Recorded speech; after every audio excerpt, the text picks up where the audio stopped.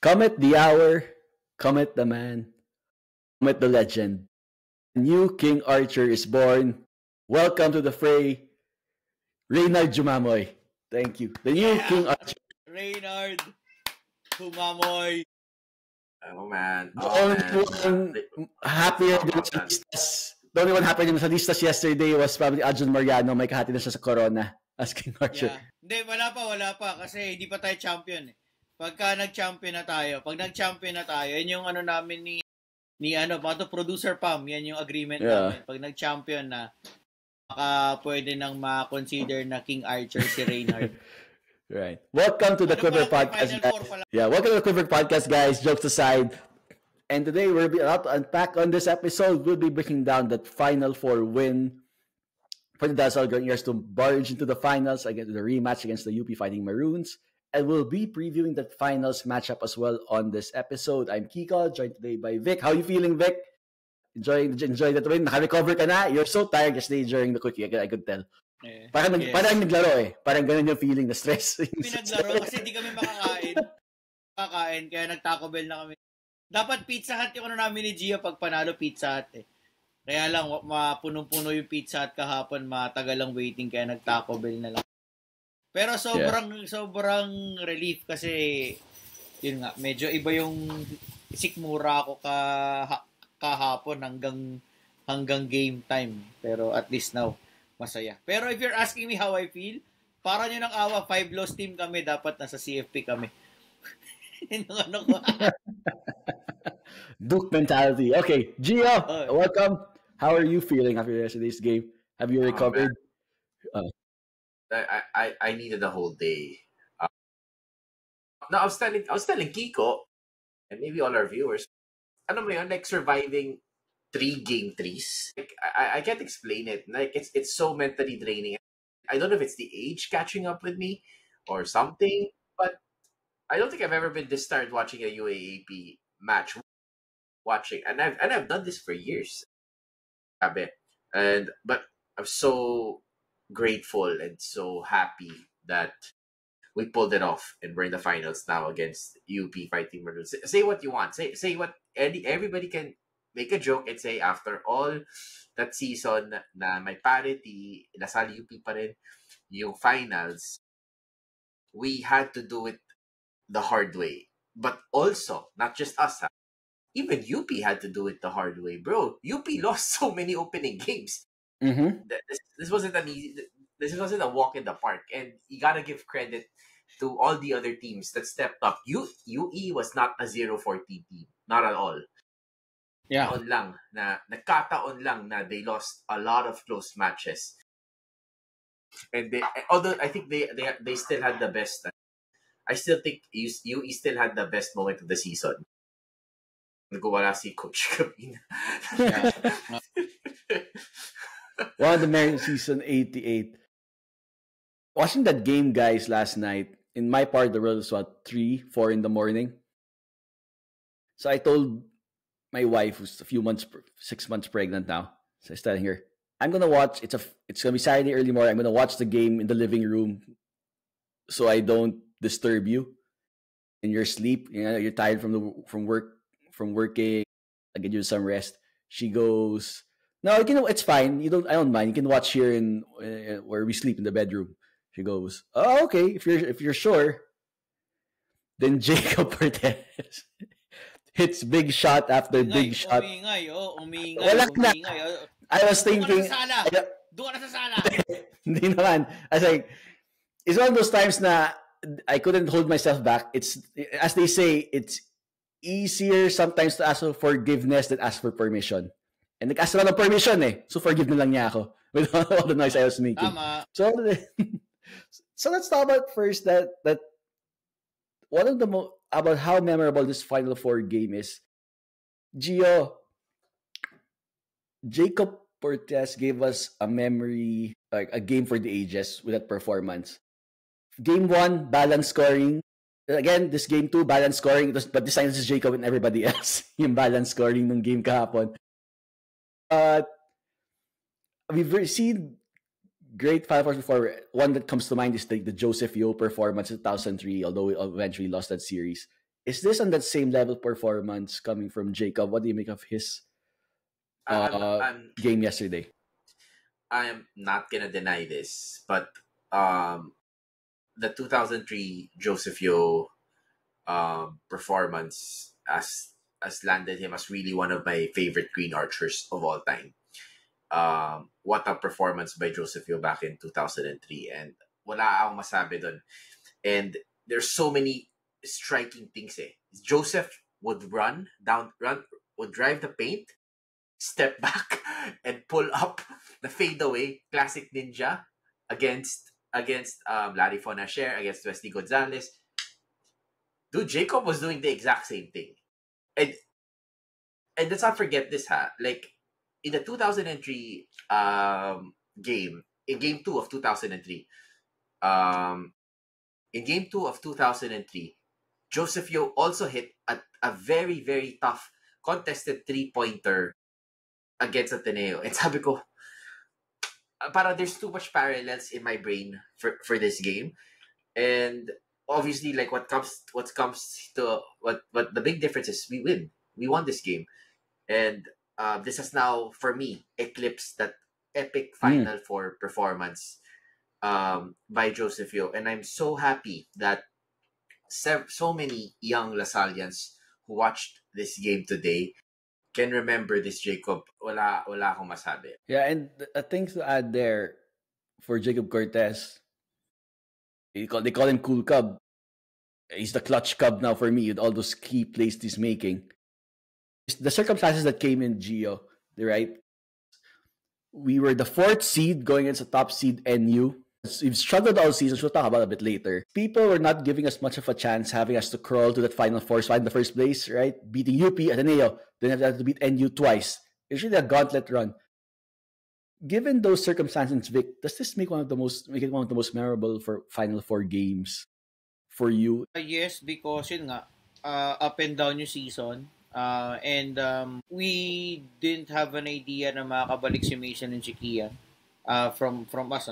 Syempre, within the teams, mas alam nila yan eh. Tayo sa side natin, ang alam talaga natin, out na sila for the season eh. We were not that very high and hopeful that both of them will be able to play again at this point of the season. The run was really memorable. Sabi ko nga kay dun sa Quickie kagabi, parang practically we've been playing a do or die game since against UP, tama ba? UP second round, parang do or die na siya lahat eh. Kasi we can't afford any slip-ups from that point forward just to make the Final Four. Kasi di ba dati, on our previous episodes, kada game parang it's okay na mag-slip up for the twice to beat until eventually pinag-uusapan na natin if we slip up, tanggal tayo sa Final Four na talaga mismo, hindi lang twice to beat. Yung gravity nung run really made it memorable kasi ang daming nagkaroon ng stoppage ng laro dahil sa bagyo, 'di ba? And then we came back from a 2-week break na we weren't able to pull off wins that we're supposed to win against FEU and Adamson, 'di ba? So parang ang daming nangyari. Ang daming nangyari this season. And then yun nga, yun pagka buzzer kahapon, yun na yung na grabe, for all its worth, lahat ng pinagdaanan from the start of the season na we were practically finding our form nung complete pa tayo at the early stage. We were practically finding our form since wala tayong defense at all. How do we adjust? Ano yung kailangan natin baguhin from what we're doing during preseason, kasi it practically seems like hindi siya nagwo-work, 'di ba? Until how will this work pagka kumpleto na yung team, kasi nagbago tayo ng playing style first round, second round, ibang-iba na yung itsura ng paano tayo naglalaro, 'di ba? Ang dami, sobrang daming bits and pieces. Yes, this run is really one of those memorable, cap off by a spectacular performance by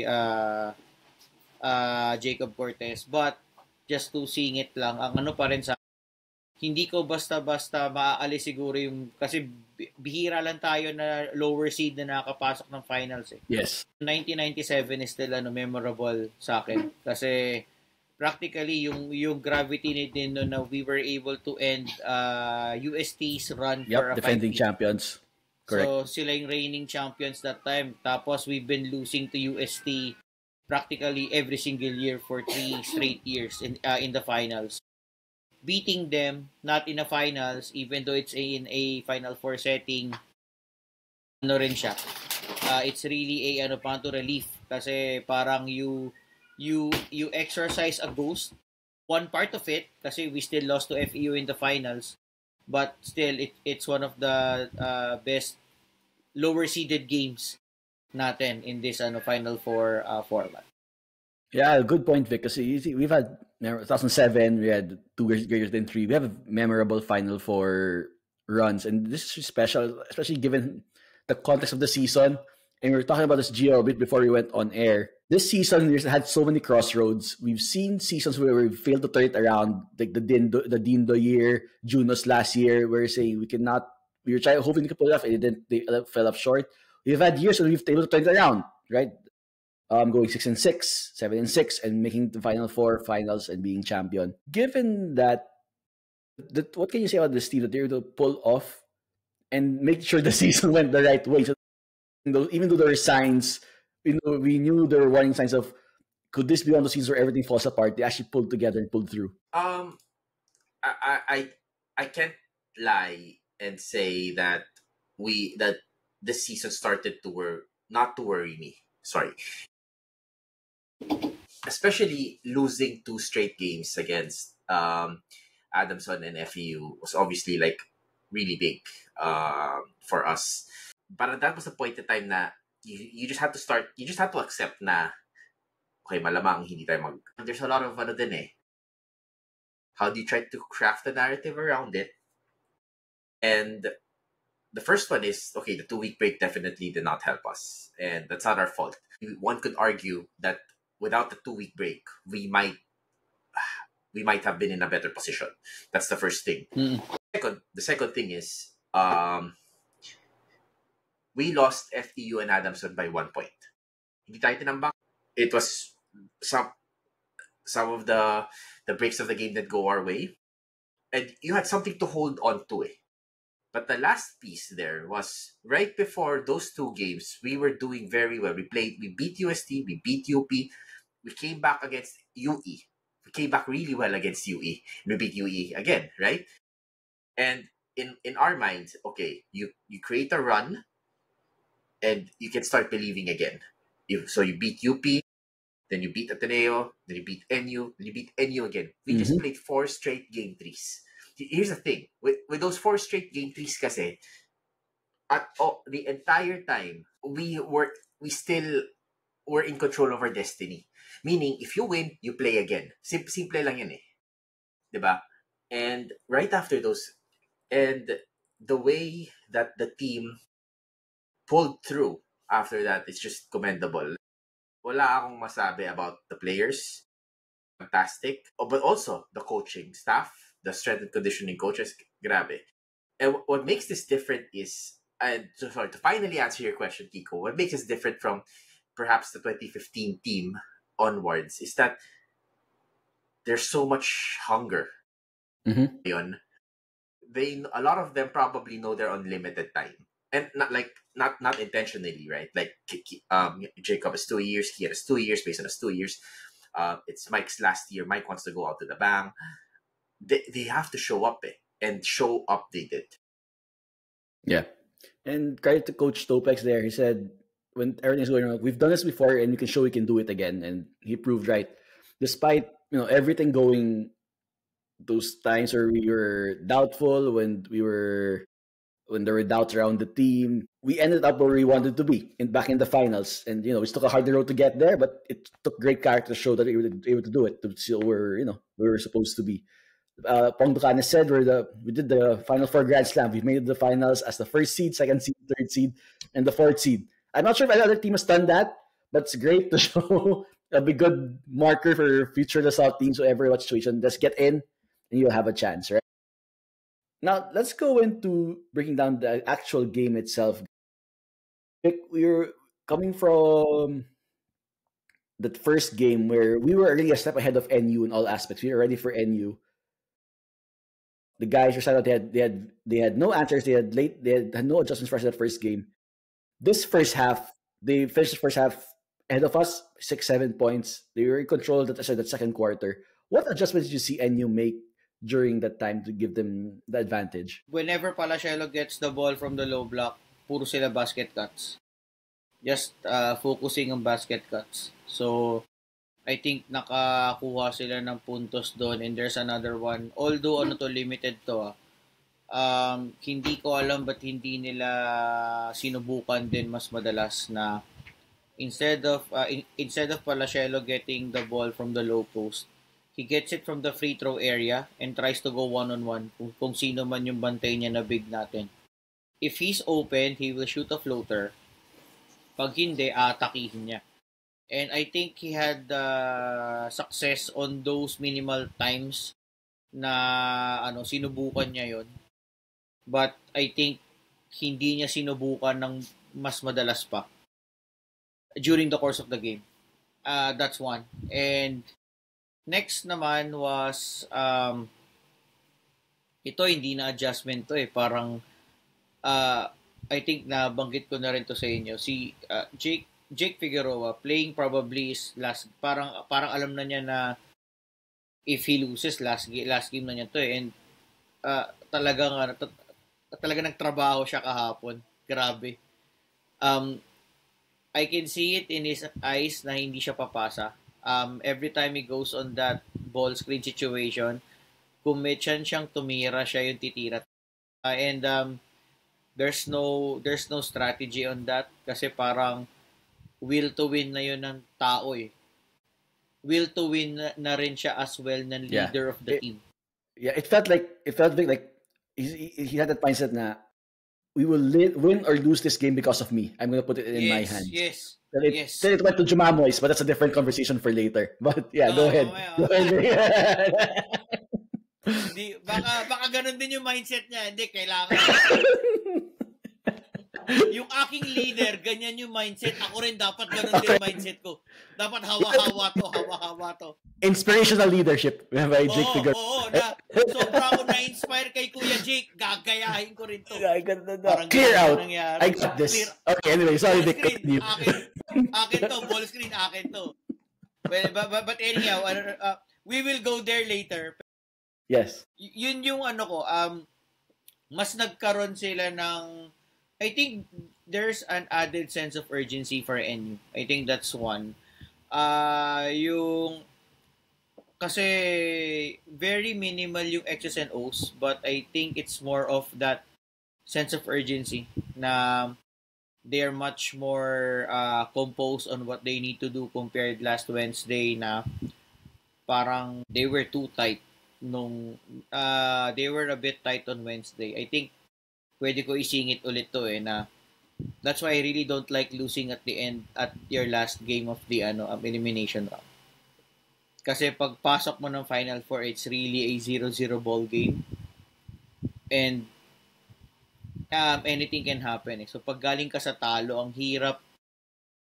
hirap makarecover. To be honest. And NU had to wait longer kasi take note, they lost on a weekend. We still played on a Wednesday against Ateneo, and then we rested for another week. So parang almost 2 weeks din sila nagpahinga, and they came from a loss. So yung first game nila medyo yung may pagka-tight sila may tight sila gumalaw, tapos hindi mo rin alam kung ano yung level of mentality that they had on that game. Siguro ang iniisip nila meron pang isang chance, but yan nga parang ang hirap timplahin na nun pagdating mo ng yung game nga kahapon, you can only do so much on that. And yun yung ko. Think ko nagkaroon sila ng sense of urgency, but good thing we were able to counter that as well. Yeah. Before we go to us coming back in the third quarter, one of the talking points that we were discussing on the show before decided during our preview episodes really was NU doesn't have the Final Four pedigree. There's the crowd, the players, the program that we do. And we were hoping that maybe that pressure will get to them. Do you think that's a factor in us overcoming the number 1 seed, NU, in this situation? I do think it was a big factor for us. Remember, Jacob has finals experience in the NCAA, at least, with a hostile crowd. But you gotta give it to the LaSalle crowd yesterday, showing up, cheering, and more importantly, Vic, can you like tell me kung tama yung observation ko? At least 3/4 of the Araneta crowd was LaSalle. It felt like a home game. Yes. It felt like a home game. Totoo. And absolute credit to NU for going toe to toe to the Green Archers here. But I think that championship poise in experience only showed towards the end with Humamoy, with that final Humamoy play. I don't know if it's time to discuss it now, but maybe we can park it. But I think that was the one time that their composure escaped them, and I don't think that should have been. I think if that ball went to Jake Figueroa, we wouldn't know what happened. What would have happened, right? It could have gone in. It could have missed. We don't know. The last possession it missed, but in any situation, if you're down 2, you want the ball with your best player. If you're tabla, you want the ball with your best player, right? And I think that's where they missed the championship experience in points. Yeah. In another world, we'll be talking about this will be the Jake Figueroa game, right? So the Jacob Cortez game if things swung their way. In that third quarter, before we break down that final sequence, those final sequences, Jacob Cortez led an initial run in the early part of the third quarter to bring us to a 7-point, come back and bring us to a 7-point lead. Jake Figueroa, to his credit, erases that in a minute and a half with a 3. 30 seconds, bro. 30 seconds. Count it. At that point, there was a bit of a doubt in my head saying, did we lose our chance? Because I was saying, we had more fuel for that fire before it was put out by Jake Figueroa. And I hope this does not come back to haunt us. Is that how you felt as well? Hindi. Ako hindi. Not yet. You know why? In my mind, okay, we gotta build the lead to withstand the run. That was my entire point of view during the game. Build the lead to stop a run, or to at least to have a buffer against the run. That's what NU did because they knew our run was coming. That's what we did as well. The only thing that disappointed me, I think, was how quickly it was erased. That was the only thing. But I wasn't like, I knew NU was gonna come back. I knew that. Yeah. They're the 100% sure. Yeah, 100% sure that 7 points, mag-zero yan at some point in time. 100% sure. It's just that I was just disappointed with the whole defensive sequence, the foul, giving him more than enough room to shoot a 3. Parang mas na-disappoint ako dun sa sequences na. But also, if I think, just zooming this out over thinking about the entire strategy of LaSalle over the course of these last 2 games, simple lang eh. If the guy's wide open, don't foul him. We only messed up with it once, and that was the last play of Jacob. But in general, kung open kung whoever was open, sige, bigay mo na. Put your hand up and try not to foul the guy. Because, 2 points better than 3 points. Alam mo yun, bottom line of it all. Yeah. Vic? Vic. Yeah. Kasi nabanggit ni Gio yung sequence na 51-44 eh. Ako naman, I can't talk anymore dun sa tres ni Jake kasi it was really, to be honest, it was a good defense naman talaga kay Mike. Wala na akong masasabi dun eh. So that's practically fine. So yung lead natin 51-47 eh. But I think the issue sa akin yung next sequence wherein we committed an inbound violation. Kaya nabalik ulit sa inyo yung bola eh. Na sabi ko mental lapse talaga siya na in a high stakes game as such where every point is important, every possession is important. Sayang kasi kung di nangyari yung inbound violation, baka hindi nag-foul si EJ Gullena kasi yun yung next play na na-foul niya si Jake shooting at three-pointer. So ako yun yung ano ko. Sayang yung naging 5-point swing siya kasi nga we committed an inbound violation. Yeah, instead of putting our foot on their necks, give an opportunity to to get off the canvas, right, in wrestling terms, right? Yeah. Now let's look at that fourth quarter, guys. Important sequence. The reason to their audience members is we do it a day after we do our recordings a day after the night off is we'd like to watch the replay. We'd like to watch things calm down and see things so we can break down and get emotional. Pero kinakabahan pa rin ako minsan eh. Baka may score eh. Baka may score. Tsaka baka madaya tayo ng referee. Baka madaya tayo. Yung replay ko sa Arirang, flagrant yung foul kay Manansala sa dulo eh. 3 shots sila plus diba? Possession eh. Hindi ko alam eh. Tapos nag-overtime. Time. Yeah, but and good point, G, about the LaSalle crowd being a factor. It's one of the X factors to say coming to the Final Four. We have to show and the crowd showed up. And that's good. I can compare it to an SM sale na 1/4 NU, everyone else outside crowd during Araneta. Parang ganon. Ganon yung ano niya. Yung ratio niya. Okay, guys. Final sequence in that fourth quarter. Figueroa makes a basket. I think it was inside basket where you see to shake off Mike Phillips, 71-69. Yes, para maging 71-69. 71-69. Then Victor, that Cortez step back 3 from the side. That was coming off a screen from Mike. That was a really key play for us to give us the lead. Mike attempted to do a low post move. Alanganin pa yung pasa ni Jake. Ano siya, parang di ko alam kung na-deflect ni NU kaya medyo pangit yung angulo ng bola. Tanggap siya ni Mike, not really on the low post. But medyo no man's land siya nun eh. Medyo palayo na. Buti na lang, naisip ni Mike na i-hand off ulit kay Jacob. Kasi pag hand off, Palacielo, di ko pa alam sino yung small guy. Basta nag-switch.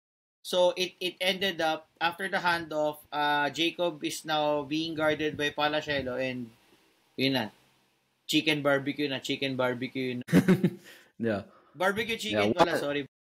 In terms ni Shaq, naging barbecue chicken na situation. Pero I was really surprised na nag-step back kasi kala ko atakihin niya si Palacielo kasi small to big eh. Small to big, normally if you can attack, pwede mo iwan eh. So, medyo nagulat din ako na nag-step back 3 pero syempre thankful na lang kasi swak eh. Tough angle, step back. Diba? Tough angle yun. That was a clutch play from Jacob. Next, Palacielo goes 1 for 2 from the line. Then Jacob replay yun eh. Replay nung what he did against Ateneo. Parang ganun yun eh. Yep. Exactly. That's becoming a Jacob go-to classic now. He scores with a mid-range shot to give us the lead for good. 74-72. Fails to convert. We get the ball back. Miss a 3, but we go under get the rebound, but goes for a 24-second shot clock violation. Missed opportunity for LaSalle there. And here we are. NU ball, 10 to 20 seconds to go. Ball goes to Figueroa, but switches to Reynard Jumamoy. Gio or Vic, whoever wants, why don't you walk us through what happened there? Okay. Maybe me first. Then Vic will talk about his because this is a crucial play. This is a crucial play. Yeah.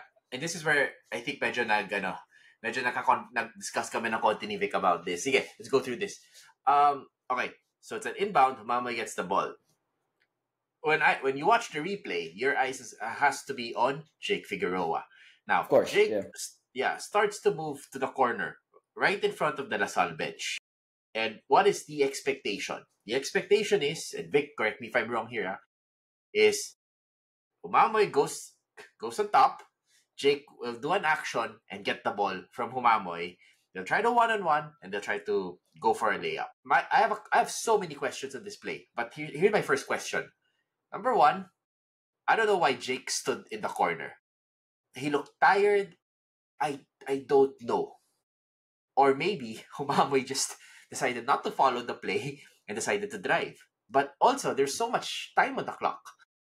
So, like, I genuinely don't know what happened. But if you look at the body language, and we're just assuming at this point in time, if you look at the body language of Figueroa, the guy doesn't even move anymore. The moment nag-drive si Humamoy, I think he was probably expecting Makalalag to close in, kick out, open three in the corner. Makalalag's not gonna do that. Makalalag is one of our best defenders. So anyway, Humamoy gets the ball, goes for a layup, completely not a single LaSalle player touches the ball, goes out of bounds. Mm-hmm. Review, ball. Goes up against 3 LaSalle players at that. Kasi drive. Yeah. So those are my assumptions. I think because he saw Pablo on him, I think he got excited so I could beat this man off the dribble. Maybe that was it. Maybe that was when Pablo switched out. Maybe that's what's going through his mind. But you still want it in your best player's hands at that point. That's why. Hence the Aljon Mariano comparisons that we were saying in that situation. But LP69 is our best shot blocker. Yeah, exactly. I mean, Mike's a great shot blocker, but the blocks LP69 has been doing this last season, man, ibang level siya. Maybe Vic, maybe I want to hear your perspective here, because this is all conjuncture at this point in time. I'm not sure what's happening, but in my mind, in my whatever mind that I have, it's either Humamoy made a mistake, but if you look at the body language of Jake, he might have been shocked like si Humamoy. Di ko din alam. But what do you think, Vic? Ako same. Kasi it's either binwakaw na siya ni Humamoy.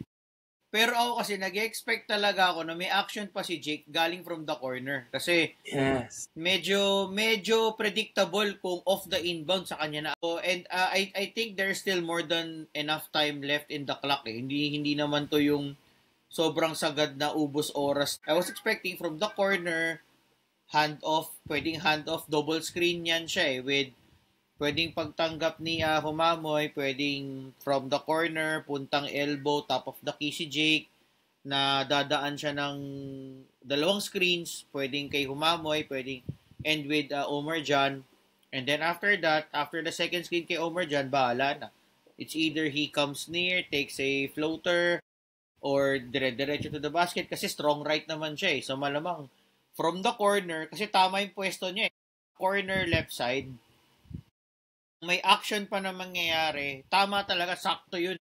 Kasi yung sakto yan, curl ng elbow, top of the key.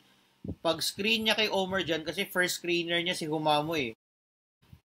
Doon pa lang kung magkaka-reaction na, pwede niya ibigay kay Humamoy yun for a 3.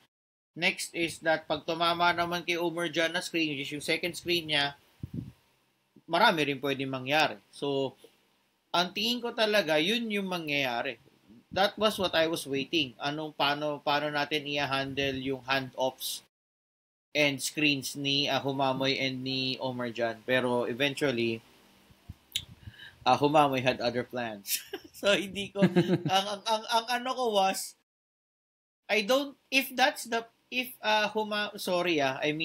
personal opinion ko. If they really decided on if that play was designed for Humamoy, they don't deserve to win that game. Kasi kahit anong pagod ng star player mo, you will live and die with your star player. And you are just down by 2. It's not even the end of the world situation for you. At any point on that juncture of the game, ibibigay ko yan kay Jake Figueroa. Nothing more, nothing less. It took kaya that hindi ko game. Kaya hindi ba if sorry Kicks, ano ko lang ng konti. Go. If Coach Jeff decided that Humamoy will take that last shot, It's very, very, very disappointing. Sorry. If that was the case. But otherwise, kasi tama ka, G. Yun lang naman yun. Either binwakaw ni Humamoy or masunod yung play talaga. That was pa to design. Somebody fumbled. A miscom during the timeout breaks. Eventually, Humamoy took it in his own terms, turning the ball over against 3 defenders. So, yun yung that's my take on that play. Crucial play for NU. Probably right, Gio. Experience played a factor there in these tight moments in the Final Four. Next possession, Cortez was fouled, goes 1 for 2. So just down 3, down 3 NU. Ball taken by Jello Santiago, and I'm not a true believer in karma, but if there's a case for it, this is one of it. He dribbles it over Omar John's foot to end NU season. That was it. Wearing KQ shoes. Omar John's wearing KQ shoes, pare. Oh, so thank you, KQ. Assist from KQ there. Assist from KQ. So Kian makes his free throws. Mason he's got found the end. After that, Manansala 3 and injury, I suppose. Pero nire-review ko yan. Iaano ko yan sa film room natin. Kasi tinitignan ko talaga parang walang foul dapat si Jacob dyan. Ay, sorry. I think it was a fishing expedition. I think he was hoping for 3 shots and maybe a flagrant. That's why he was setting the contact. I think that's what he was trying to, pressure the referees. But we'll see that at least it's now water under the bridge. At least it was a non-factor. Referees had the common sense. Nice to have common sense. We've seen the lack of that this season to not call anything over the top in that situation. And that's a 78-73 win for LaSalle. Yeah. Vic and Kiko, remind me of the rules here, ha? I could be wrong, completely wrong here. I don't think kung nagkamali ng foul call yung referee, that cannot be overturned, right? Hindi na. Wala. So, pero pero G, sa NBA pwede siya. Sa NBA pwede, sa FIBA bawal. MPBL siguro pwede din. Tama. MPBL pwede rin. Pero I think FIBA in general hindi. Yeah, pagka naitawag na yung foul, yun na yun.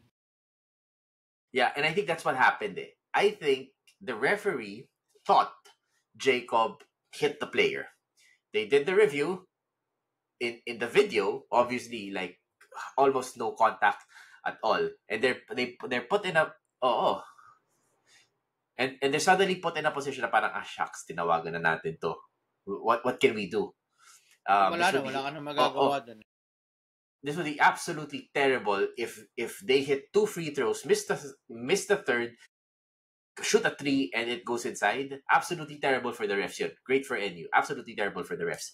So I think the best case scenario there was, okay, the guy fell down, whatever, tried to bad fall. Yeah. Bad fall. Sige, shoot three free throws na lang. Yeah. And the odds were in LaSalle's favor pa rin. The talk about the spring out of the celebrations. South crowd at that point, I'm sure Salistas everywhere ready to celebrate and had that stall at the end to a mental out of the situation a bit. But we ended up with a 78-73 win. The LaSalle Green Archers overcoming the number 1 seed NU Bulldogs for a memorable Final Four win, memorable Final Four series. And we're now looking at UP in the finals. There's nothing else, guys, for the Final Four. We've talked about what a big win this is, how it'll be in our memories. So also remember this Jacob Cortez performance, an all-time classic performance. Talk about all-time classics. Check out Ibarra Manila. Ibarra watches on their Instagram and other social media pages for a classic, timeless look. And if you check them out also at the DLSA office, a part of their proceeds goes out to helping LaSallian athletes.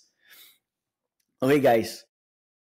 Now let's look towards the finals against UP. Now we've overcome NU. It'll be a Wednesday, Sunday, Wednesday series. So 2 weekdays there if it goes to a game 3. The thing is, guys, we this is what we expect. Everyone expected at the start of the season. It'll probably be a LaSalle UP finals, the best of 3, a trilogy of LaSalle first taking the first title, UP getting it back last year, and now we have a chance to settle the score. While we arrived at where we all expect to be, how we got there was on nobody's radar. We talked about earlier, UP struggled that first part of the season, pulled it out to get a second seed. LaSalle, up and down season, injuries, missing players, balance issues, and now we've been able to find hopefully our best performances coming to the finals.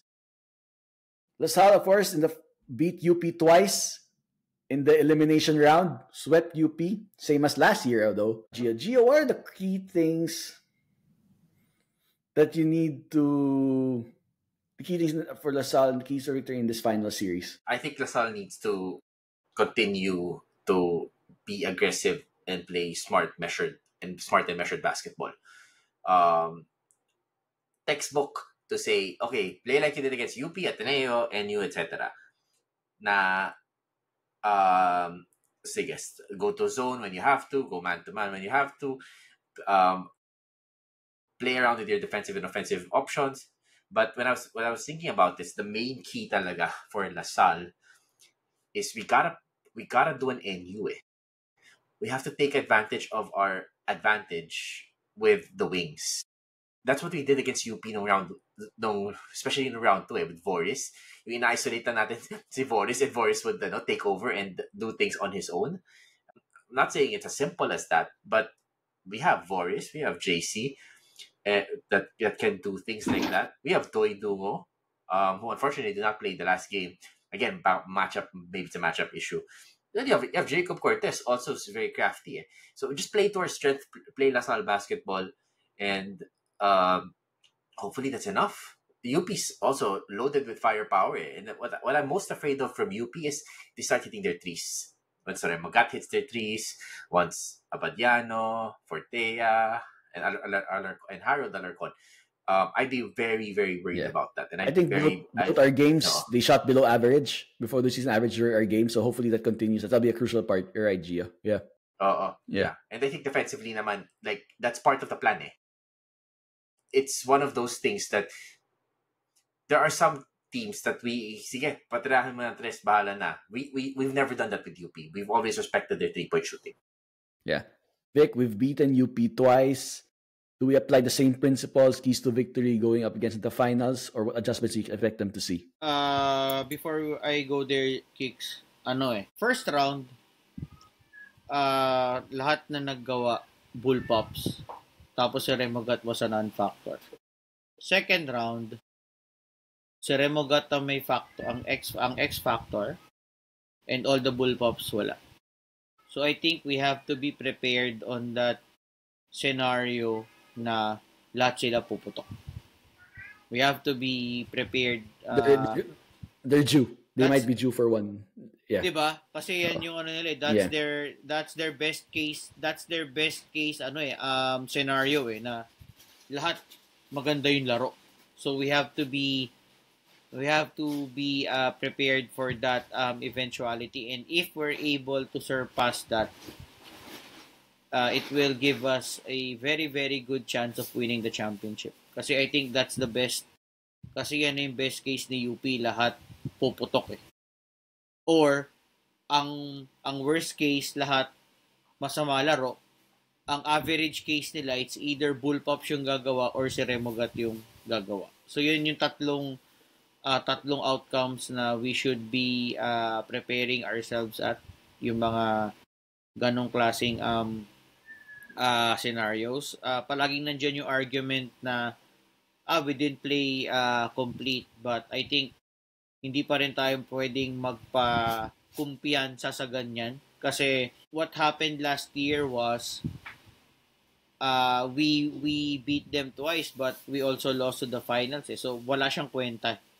Regardless of the regardless of the situation. Although this year kasi, Kicks, magandang argument din na the timing that we beat UP was not the same as last year. Kasi right now, kung titignan natin, yung first round, kailangan natin talaga manalo when we face them.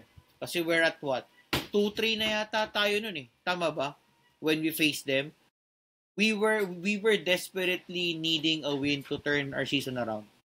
Next one, second round, ganun din, do or die na rin siya for us. So, sa sarili ko, parang hindi ko siya masabi na similar siya last year when yung circumstance that we need to beat UP sa elimination round season 86 is different para sa akin. Kasi parang even though they are both elimination round games, may sense of urgency na sa atin na sorry, hindi kami pwede matalo sa inyo. So I think that sense of urgency, we have to carry it on sa finals so that we will be able to play well in this final series. Yeah. Gio, for you, who do you see as the X factors on both the LaSalle and UP side? Who do you have your eye out for in the series? For me, it's the NU Bullpups. NU pa rin kalaban natin, actually. NU pa rin kalaban natin. Best of 5 pa.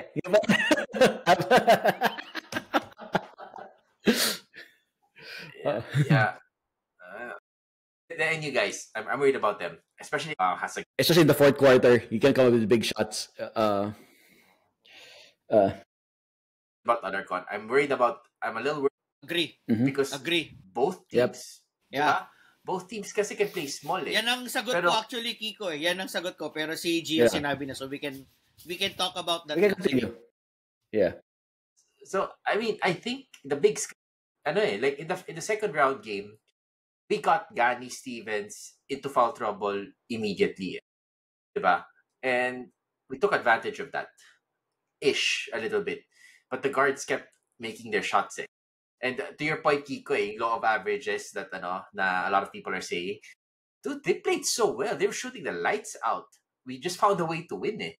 So the bigs will play a very big role here. But for me, the biggest role from a LaSalle standpoint is Mason Amos.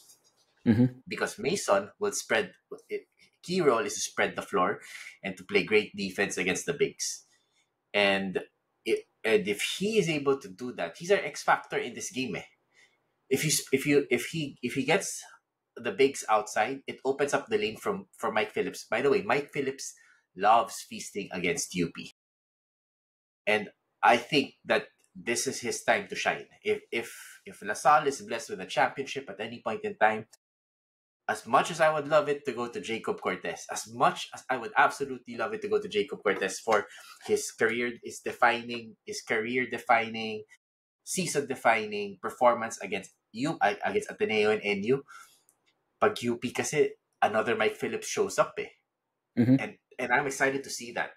And if he ends his career with the Finals MVP because he's gonna show up and score 25 points and hit 20 rebounds, I would absolutely love that. So those are the key factors for me. And 20 for 20 from the free throw line, Gio. That would be... If he goes to 20, bigyan mo yung Finals MVP sa kanya. I don't care what Jacob scores kung nagawa niya yan. Alright, Vic, you're talking about the bigs. Walk us through how key is winning that front court matchup for the Sun in this final series. Kasi, yun nga di ba, nung elims, first round, I mean, kahit anong firepower ng backcourt nila, for as long as kahit anong firepower ng backcourt nila, as long as we outplay the bigs, we have a chance to win. Rebounding, na i-scorean natin sila sa loob, we can put them into foul trouble kasi stats, again, show na UP and NU are the top two teams na malakas mag-foul. So again, kahit may problema tayo, may challenge tayo sa free throws natin, we have to take advantage of that. So, yung mga, for example, loose ball fouls, yung mga contact sa rebounding plays na na-foul either si Mike, si Pabs, or si Boris, or si Earl na who plays power forward at times, even si Mason. Ang laking bagay nun if you put the bigs of UP sa foul trouble. So, na di-disrupt yung kanilang rotation. Kasi basically, ang bigs lang talaga nila, Stevens, Noruka, and Alter. Yep. Pag nagka-problema yan, papasok mo si Inige, siya si Belmonte. So, yan yung ano nila. Having that yung opportunity to outplay the bigs every game, sobrang laking bagay. I think yan yung pwedeng magkatalo for this final series. It will really help if we keep on outplaying their bigs kasi sobrang nakakasira ng nila. Nakakasira ng mga diskarte nila whenever we outplay their bigs. So, but ang ko naman is that tingin ko naman prepared din yan sila. They are a well-coached team ni Coach Gold tsaka ni Tom Chua. Credit to them. I'm sure they'll be yan din yung isasaksak sa utak nila na you can't be outplayed by the bigs of Lasal. Yan yung niya. So I expect those guys to run on every chance that they can get, but I think naman tayo. Basta may sense of urgency to play it right and keep up with what's happening inside, I think we're in good hands with Metrobank. Joke lang. Oo, tama. Yes, of course. Wings, actually, lahat ng wings. But I think JC will be our primary, he's one of our best shooters in this past few games. He's one of our most reliable shooters. And I think he'll be on Ray Remogat a lot. If he can keep Ray Remogat and some other guards and wings quiet, that will go a long, long way. Of course, everyone's important. Like you said, Vixie, Voris, EJ. These guys are great. But I think JC, with how he's been playing the Final Four, if we have a big series against NU, against UP, like he did against NU, that will go a long way in helping us make the getting the championship back. Nakalimutan ko to banggitin kanina atras lang ako ng konti dun sa Final Four game natin against NU. Kasi many were saying na we can't be like that in the finals. Parang hindi pwedeng si Jacob lang yung gagawa, blah, blah, blah. But I think my message across is it was still a balance.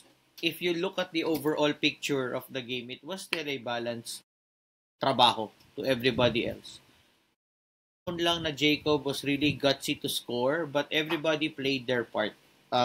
Mike, Pabs, and Mason tried their best against that. That's a tough, very, very tough NU front court. Padrones, Palacielo, Merjan, they tried to muscle them up, get those rebounds, hustle to get those loose balls. The wings are so busy defending Jolo Manansala and si Jake Figueroa, which is no easy feat to do because those guys are also talented. So alam mo yun. So for me, it's still a balanced trabaho overall. Hindi siya yung sanang next point ko dito. In the finals, I also don't care if Jacob scores 30 and the next one scores 9. For as long as the others keep doing kung ano yung what they can contribute and do best on a particular ball game. If JC spends time locking down Alarcon or whoever and score only 9 points, that's fine.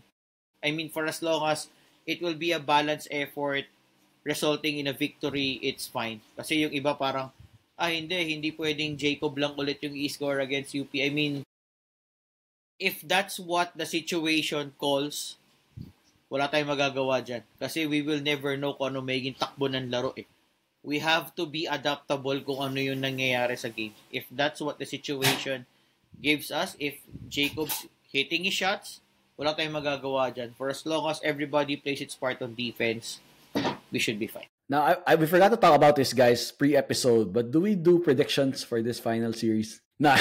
we haven't done any predictions for a while. Okay. Let's keep it that way.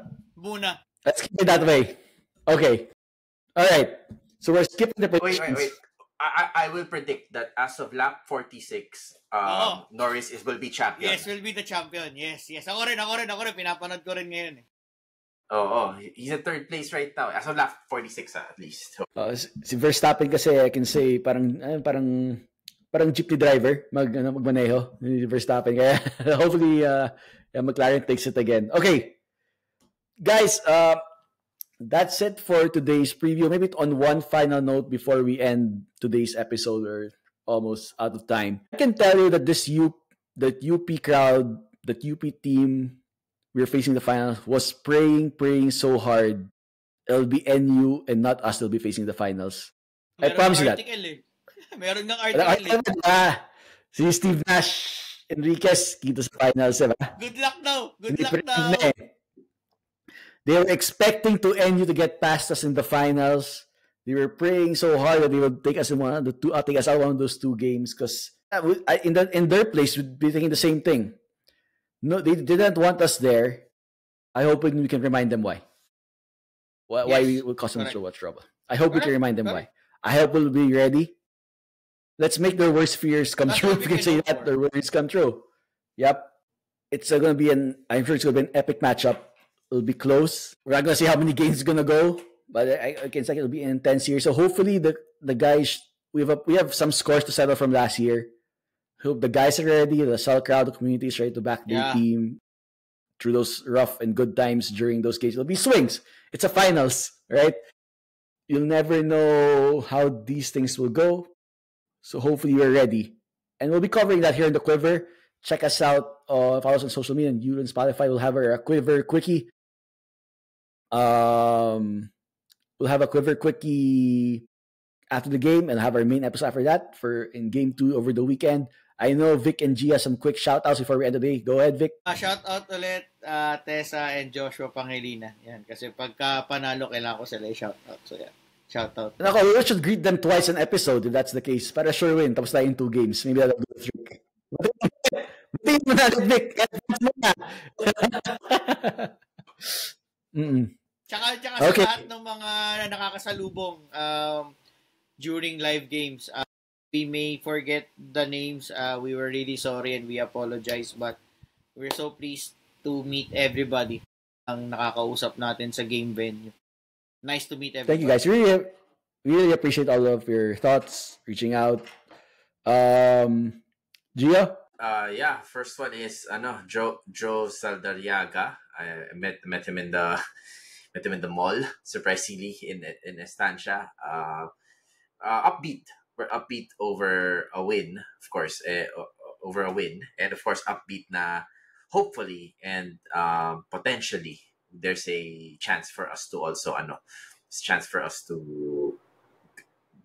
cause some problems to UP. So that's the first one. I wanna do a quick shout out to. Second is Brother Felipe Beliesa. Good. Oo nga, Brother Felipe. 1 for BF, Brother Felipe. Oh, 1 for Brother Felipe is the definition. 1 for Brother Felipe. Yep, that's it. Nakita namin kagabi after the game kasi. Oo. Nakausap namin ni na Gio eh. Yeah, and and sinabi niya, ikaw, high school ka pa, no, ganito. And sabi ko, parang kaming nag-walk through the memory lane eh. Parang walking through memory lane kagabi. Felipe, such a passionate supporter of Lasal sports, not just basketball, football, and all these other sports. I remember there's this fourth year high school kami, we didn't have UAP, we were suspended that season. So we watched the NCAA juniors agreeing as much as possible. It was Ferdinand, batch ko si Ferdinand. Ferdy's year, we were in a do or die game to make it to the Final Four versus GRU. 5 years old in GRU. I remember that. So 3 or 4 of my batchmates made excuse letters to allow us to attend the game. Our teachers hated us for it, skipping class for the basketball game. I don't want to get Brother Felipe in trouble, but we saw him at the game. We were watching as I was leading by 10, but eventually lost. He goes, of course, the teacher's galit, but si Brother Felipe, the principal at the time, goes, kung manalo tayo, libre ko kayo ng lunch. Kakain tayo sa labas pagkatapos. The principal, I guess, sorry, Brother, if I got you in trouble for that story. But yeah, we appreciate Brother and all the support for the South Sports. And we appreciate all your support here at the Quiver and for the team. If the team if we want the team to go all out in the finals, let's put in that same effort. We cheer, we support the team, and hopefully you can pull this one out. So we'll see you on Wednesday after game 1. Oh yeah, I need to make singit lang dito, just in case. Kasi I was also told by somebody na bawal si Brother Felipe sa locker room for the purposes of luck. So brother, please Okay, doon ka sa UP locker room, brother. We'll find you. We'll get you in. Doon ka namin lalagay, brother. Brother, don't worry. We'll find the way. We will get you in. Gagawin namin ang paraan. Kung hindi, doon sa referee's locker room. That will be the plan B. Papasok ka namin doon. Kung bahala, brother. Yun yung pinakamaganda. Yun yung pinakamaganda. Sure yun. Referee's locker room. And the dad of Earl, Abadama. I just did not get his name. Daddy Earl.